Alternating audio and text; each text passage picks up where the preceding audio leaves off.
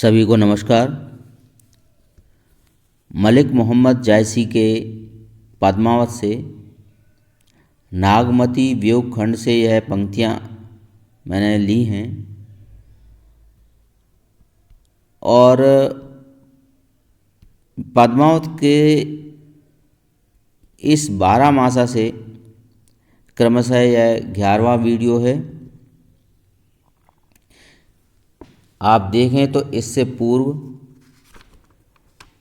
हम 10 वीडियो पर चर्चा कर चुके हैं और उनमें केवल कुछ महत्वपूर्ण चुनिंदा पंक्तियों को लिया गया है।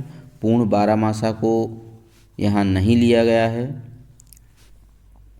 ऐसा नहीं कि शेष पंक्तियाँ महत्वपूर्ण नहीं थीं, समय के अभाव में कुछ चुनिंदा ही लाया हूँ।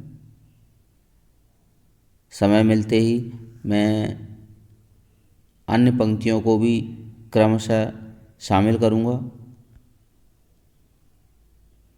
यह एमए हिंदी साहित्य के प्रथम सेमेस्टर में जो पहला ही प्रश्न पत्र है, प्राचीन एवं मध्यकालीन काव्य तथा उसका इतिहास, उसके अंतर्गत जायसी के पद्मावत को शामिल किया गया है और पद्मावत की इन पंक्तियों का लाभ एमए के विद्यार्थियों को भी मिलेगा। चूँकि यह पूर्ण नहीं है, समय का अभाव है। जैसे ही मुझे थोड़ा समय मिलेगा मैं शेष पंक्तियों को भी सम्मिलित करने का प्रयास करूँगा। चलिए शुरू करते हैं आज का वीडियो। कुहुक कुहुक जस कोयल रोई, रकत आँसु घुंघची बन बोई। भई कर मुखी नैन तन राती, को सेरा विरहा दुख ताती। जहें जहें ठाणी होए वनवासी, तहाँ तहाँ होए घुंघची के राशि। बूंद बूंद मह जानहु जीव, कुंजा गुंज करहु पीऊ पीऊ। तेहि दुख भये परास निपाते, लोही लोहू बूढ़ उठे होई राते।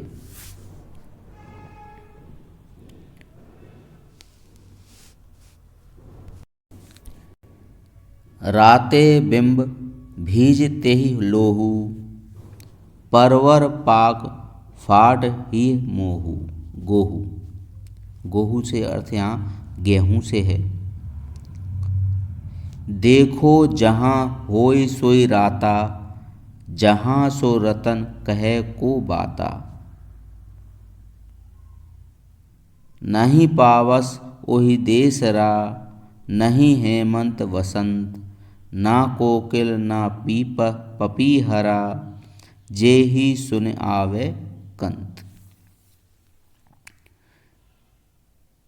प्रेम की ऐसी जो मार्मिक व्यंजना है इस पंक्तियों में, आप इसकी व्याख्या यदि देखें तो बेहद सुंदर है। चलिए शुरू करते हैं। जो भी कठिन शब्दावली हैं वे खुद ब खुद सहज हो जाएंगी जब हम व्याख्या करेंगे तो। कुहिक कुहिक जस कोयल रोई, रकत आँसु घुंघची बन बोई। यहाँ पर नागमती कहती है कि मैं यानी स्वयं नागमती कोयल के समान कूक कूक कर रो रही है। देखिए, यहाँ पर नागमती कहती है कि मैं कोयल के समान कूक कूक कर बहुत रोई और रकत आंसू घुंघची बन बोई। और जो मेरे आँखों से आंसू बह रहे हैं वो कैसे रक्त के समान हैं, अर्थात जो रक्त के समान गिरने वाले जो आंसू हैं, और वो कहाँ, वन यानी कि जंगल में जहाँ जहाँ गिरते हैं वहाँ क्या, घुंघची वन बोई, यानी घुंघची जो लाल रंग का छोटा बेर समान जो फल होता है, जो एक गुच्छे के रूप में लग जाता है। तो वो कह रही है कि मेरी आँखों से जो आंसू बन के जहाँ जहाँ गिर रहे हैं, आंसू जहाँ जहाँ गिर रहे हैं, वहाँ घुंघची, ऐसा लग रहा है जैसे घुंघची को बो दिया है। वन बोई यानी कि उसको बो देना। जहाँ जहाँ आंसू गिर रहे हैं वहाँ ऐसा लग रहा है कि जो लाल लाल घुंघची जो निकल आए हैं वो मेरे रक्त रूपी आंसू हैं। भई करमुखी नैन तन राती, को सेरा विरहा दुख ताती।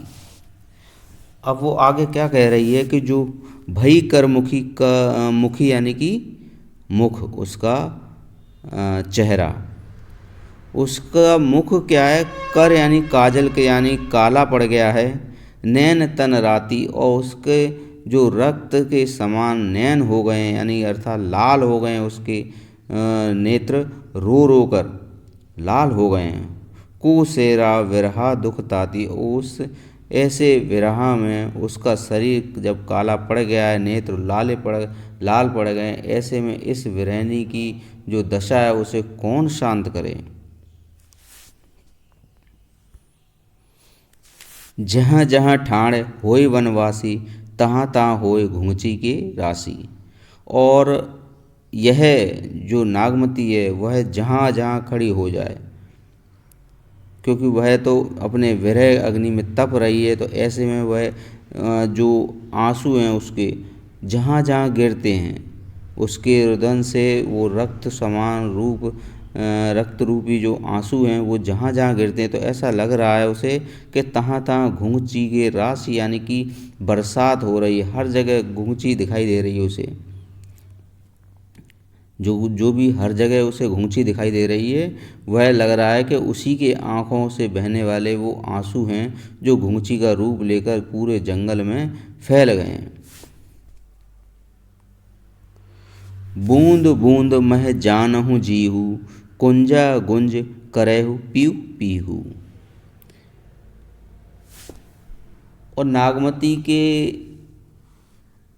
जो नेत्र हैं उनसे जो गिरने वाले आंसू ऐसे लगते हैं मानो कि जो कुंजा है, कुंजा एक पक्षी होता है, वो कुंजा गुंजन जो कर रहा है वो पीहू पीहू का उच्चारण करता है, तो उसे लगता है कि वह उसके विरह में शामिल हो गया है, वह भी पीहू पीहू कर रहा है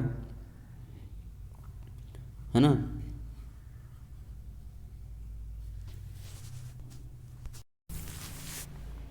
बूंद बूंद मह जानहु जीहू, जो कुंजा पक्षी है जो पीहू पीहू करता है, तो यहाँ नागमती का जो विरह है, यानी कि जो वह जो विरह अग्नि में जल रही है, जिससे उसके जो आंसू गिर रहे हैं, तो ऐसे लगते हैं मानो वो जानहु जीहू, उसे वो जान लग रही है, उसमें जीवित हैं वे, और जीवित होकर जो कुंजा पक्षी के समान, जैसे कुंजा पक्षी पीहू पीहू कर रहा है उसी के समान उसके जो नेत्र से गिरने वाले आंसू हैं वे भी, उनमें भी जान है, और वे पिय की रट लगाए हुए हैं, वे भी पीहू पीहू की रट लगाए हुए हैं और अपने प्रियतम को बुलाने का प्रयास कर रहे हैं, जिसकी वजह से वे नेत्रों से लगातार झर रहे हैं, बूंद बूंद कर झर रहे हैं लगातार, और उनमें ऐसा लग रहा है कि उनमें भी जान है और वो कुंजा पक्षी की भांति पीहू पीहू कर रहे हैं। तेहि दुख भय परास निपाते, लोहू बूढ़ होय उठे होय राते। उन्हीं आंसुओं की जो मूक यानी कि जो व्यथा है, जिसके कारण जो दलाश का वृक्ष भी, दलाश का जो एक वृक्ष होता है, वृक्ष भी उसके रक्त में डूबकर लाल फूल बन गया है। ते ही लोही बूढ़ उठे हुई राते। इसी दुख में ते ही दुख भय परास न पाते। इसी दुख में, उसी के दुख से साथ शामिल होकर जो दलाश का वृक्ष है वह भी लाल हो गया। तो उसे क्या लगता है कि वह भी मेरे जो दुख है उसमें शामिल होकर और बिल्कुल खून में, रक्त में डूबकर लाल हो गया है। लोही बूढ़ होई उठे होई राते। राते बिंब भीजते ही लोहू, परवर पाक फाट ही गोहू। यानी कि जो पराते बिंब, जो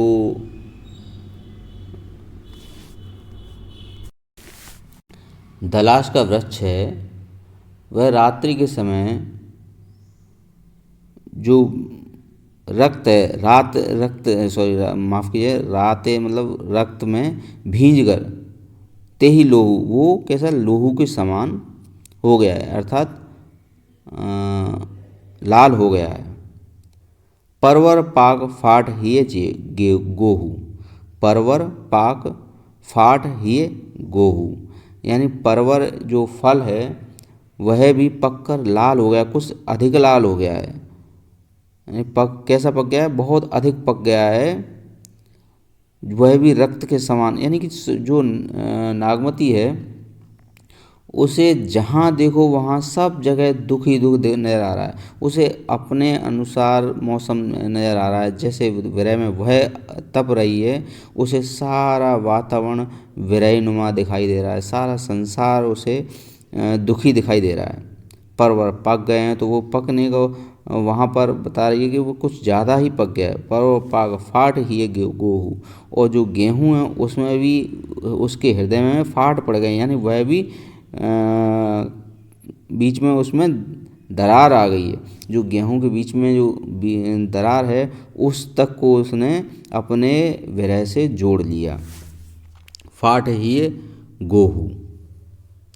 देखो जहाँ होई सोई राता, जहाँ सो रतन कहे को बाता। और देखिए नागमती अपनी दृष्टि जहाँ पर भी देखती है, मतलब रखती है, जहाँ पर भी वह देखती है उधर ही उधर उसे सारी प्रकृति दुखी दिखाई देती है। कैसी दिखाई देती है? दुखी दिखाई देती है। उसे ऐसा नहीं लगता कि उसके जो प्रियतम हैं उन तक उसका संदेश कोई पहुंचा सके, उसे ऐसा नहीं लग रहा है। जहाँ सो रतन कहे को बात, जो उसके प्रियतम हैं उनसे कौन कहे ये बात, उन तक कोई संदेश पहुँचाए। अब संदेश क्या है? नहीं पावस ओहि देसरा, नहीं हेमंत बसंत। वह क्या कहती है? वह कौन सा देश है? ओहि देसरा, वो कौन सा देश है जहाँ पावस अर्थात बारिश नहीं है, वर्षा नहीं है, नहीं हेमंत, और वहाँ पर हेमंत भी नहीं है, न वसंत है और ना ही वसंत है, न कोकिला न पपीहरा है, यानी न कोयल है न पपिया है। अगर यही सुने आवे कंत, अगर यही सब सुन ले तो मेरे कंत अर्थात मेरे प्रियतम मेरे पास आ जाते, उन्हें मेरी याद आती और वे मेरे पास आ जाते। अति सुंदर पंक्तियाँ हैं। उम्मीद है आपको यह व्याख्या अच्छी लगी होगी। एक बार आप लोग पूरा वीडियो देखें।